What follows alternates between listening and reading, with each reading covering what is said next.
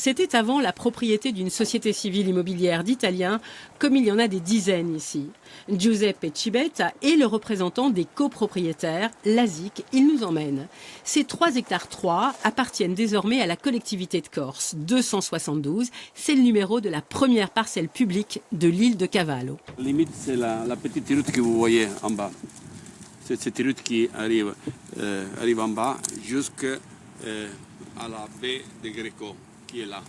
Au sud, cela se prolonge de rochers en lentisque. Et puis, au milieu, ce qui était indiqué dans l'acte notarié comme environ 478 mètres carrés de vieille bergerie. En fait, c'est un restaurant, agrandi, rénové cet été sans permis de construire, aujourd'hui encore à l'instruction.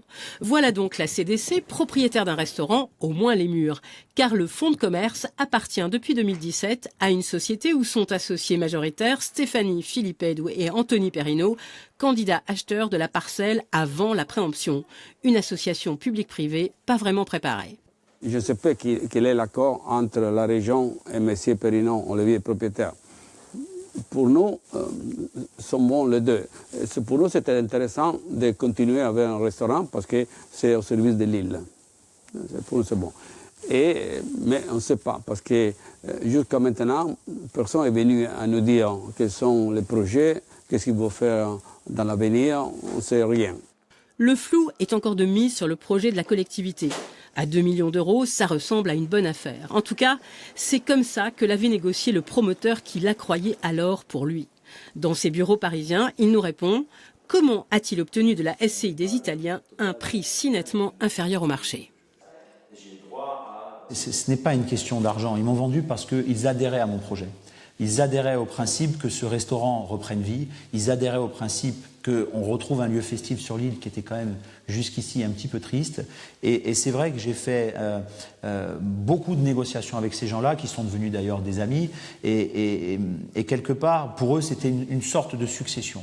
Alors forcément, l'arrivée de la CTC anéantit un petit peu tout mon travail, mais pour autant, ça va dans le bon sens, ça va dans le sens du développement et ça va dans le sens où aujourd'hui, il y a une collectivité qui revient sur l'île. Travail anéanti et figure de beau joueur, mais son projet, quel était-il ? S'il a été mis en avant dès cet été dans cette affaire, c'est à cause de la PAF, une SCI créée en juin 2018. PAF pour Perrino Anthony, Frédéric Fatien. 2 noms, mais un actionnaire ultra-majoritaire, Jean-Pierre Valentini, 99% des parts. 55 ans, né à Corté, classé en 2016 parmi les 300 plus grosses fortunes de Suisse, depuis domicilié à Dubaï, le spot de l'optimisation fiscale. La domiciliation de mon ami, qui est un ami avant d'être un partenaire, a été un petit peu détournée pour donner un peu de folklore à l'histoire. Pour autant, moi je me réjouis qu'il y ait des insulaires de l'extérieur qui soient attentifs à ce qui se fait sur notre île et qui veuillent participer à un développement, en l'occurrence qui était un développement durable. Ce n'était pas une opération one-shot pour faire une plus-value, c'était une opération pour du développement à moyen terme et à long terme dans de l'hôtellerie haut de gamme. Super haut de gamme même, en tout cas dans ses investissements immobiliers. Voilà une des maisons de Jean-Pierre Valentini, 20 millions de francs suisses au bord du lac de Genève, repérée par l'Hebdo comme une des plus impressionnantes parmi les demeures des traders pétroliers.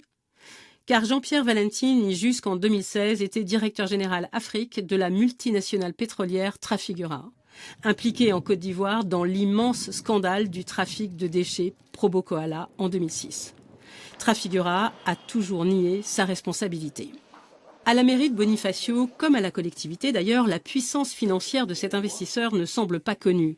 Et l'adjoint à l'urbanisme ne comprend pas l'attrait pour cette fameuse parcelle. Je ne pense pas que sur ces 3 hectares-là, au vu des diverses lois, le littoral, notre PLU, le PADUC, etc., on puisse imaginer une constructibilité énorme.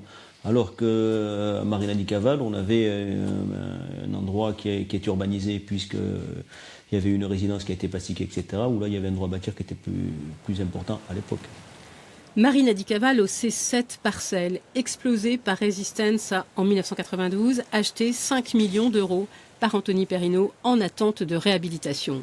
C'est aussi le nom d'une de ces sociétés qui en a acheté une douzaine d'autres dans l'île. Une seule a été réhabilitée, mise en vente à 13,5 millions d'euros. Un portefeuille de projets qui s'étend aussi sur le reste de la commune de Bonifacio, où plusieurs de ces entreprises sont actives depuis une dizaine d'années.